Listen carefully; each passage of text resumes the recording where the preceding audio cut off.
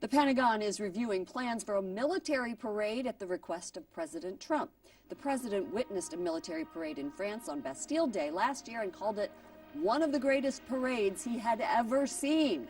The White House says the event would allow all Americans to show their appreciation to America's service members. Joining us now, Chris Plante, host of The Chris Plante Show and former CNN Pentagon correspondent. Welcome back. A little garbling your introduction there. Excuse me. All right, the media are going crazy over this military parade story. They are. Nuts, absolutely nuts. Senator Graham calls it cheesy.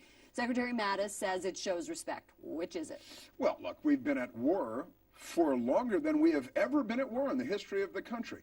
We have millions of Americans that have served overseas since September 11th.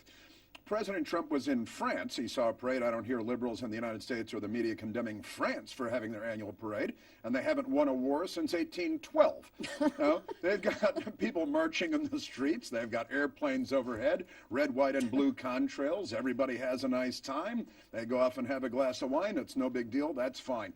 Why not do it here, show a little respect for the military? Look, the Democrats, if they're upset about it, can have an anti-military parade on the other side of town. Ooh, boy, did I hit a hot button topic with you. All right, let's move on to DACA. The advocates are responding to John Kelly's comments, chief of staff.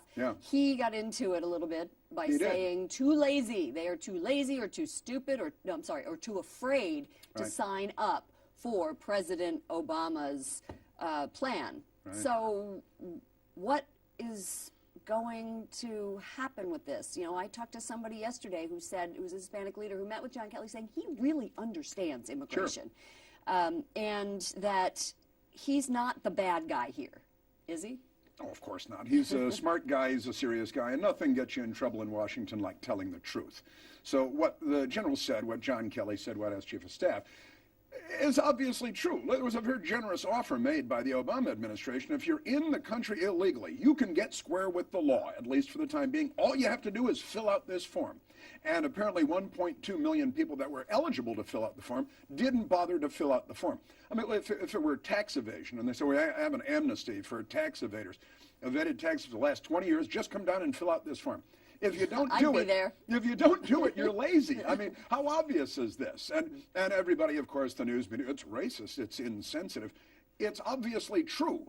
We should probably start with that as a point of consideration before we go off on these other avenues. You know, you worked at CNN for a long time, and I was struck by the fact that they scooped up Josh Campbell, who was the FBI special assistant to the director. Right.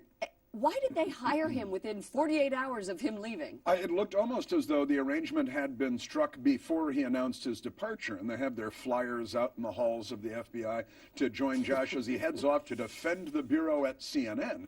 Now, I mean, honestly, it's another indicator that the FBI has been terribly politicized. Not just Josh leaving, going to CNN. It's pretty obvious where CNN's leanings are these days, and have been for a long time, but now more than ever. And it's just another obvious incident, another grain on that side of the scale that indicates that the FBI and the Justice Department have been politicized and not in favor of President Trump and Republicans. I mean, honestly, the FBI, which raised hell officially and unofficially about the Republican memo, the Devin Nunes memo being released last week, remained completely silent at the prospect of a memo 2.5 times as long being released by the Democrats out of the same committee. And anybody remember the Sherlock Holmes story, Silver Blaze, I think it was, the dog that didn't bark?